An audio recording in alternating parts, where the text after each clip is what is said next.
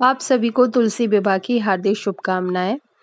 Hello everyone, आज मैं आपके साथ शेयर करूँगी क्योंकि अब ये मौसम शुरू हो चुका है जब धीरे-धीरे बहुत से लोगों को ये प्रॉब्लम आती है कि जाड़ों में उनकी तुलसी सूख जाती हैं।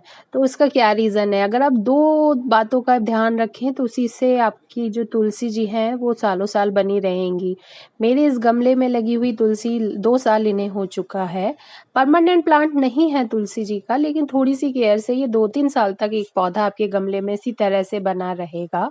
तो उसके लिए सबसे पहले तो ये ध्यान रखना है, आपको ओवर वाटरिंग बिल्कुल नहीं होने देना है, स्पेशली जाड़ों में, क्योंकि धूप इतनी नहीं होती है, उस समय अगर आप इसकी सॉइल सूखने ही ना दें, तो रूट रॉट से आपकी तुलसी जी खराब हो जाती हैं। कई लोगों को पता ही नहीं चलता है कि उनकी तुलसी जी क्यों सूखने लग जाती हैं, जबकि वो केयर कर रहे होते हैं।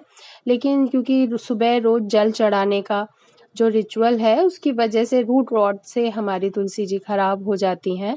और सेकंड, आप देख सकते हैं यहाँ इतनी सारी तुलसी जी लगी हैं, मैं time to time deadheading इनके फ्लावर्स की करती रहती हूँ।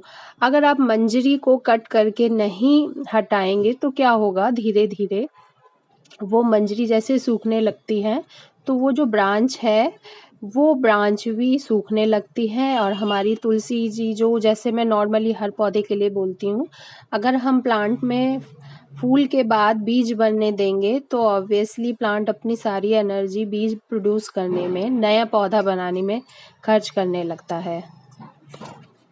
आप इसका प्रत्यक्ष प्रमाण इस ब्रांच से देख सकते हैं, जहाँ ये मंजरी सूखने के साथ-साथ वो पूरी डाल सूखने लगी, लेकिन अदरवाइज़ ऊपर की तरफ इसकी ब्रांचेज़ अभी भी हरी-भरी हैं।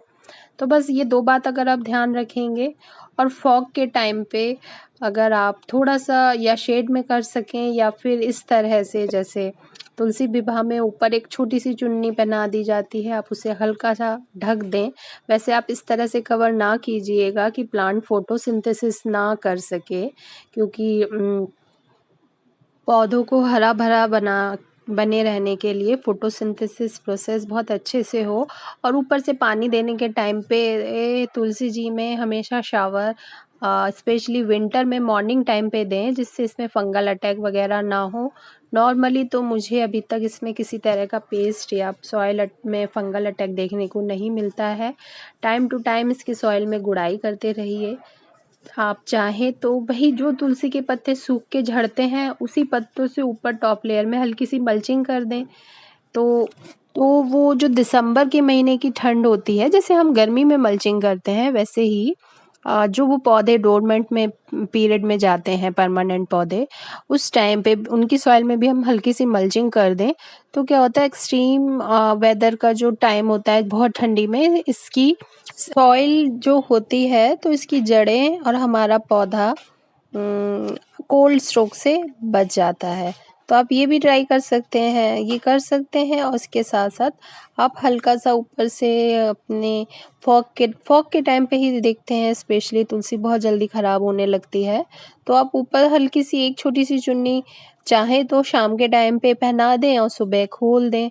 तो उससे क्या होगा, आपकी तुलसी जी ऐसी सालों-साल बनी रहेगी। लेकिन अगर आप कोई बालकनी वगैरह में आपका पौधा है, जहाँ पूरे दिन की धूप नहीं मिल रही हो, तो वहाँ पे भी अगर आप इसे कवर करके रख देंगे तो फोटोसिंथेसिस में थोड़ी प्रॉब्लम आएगी।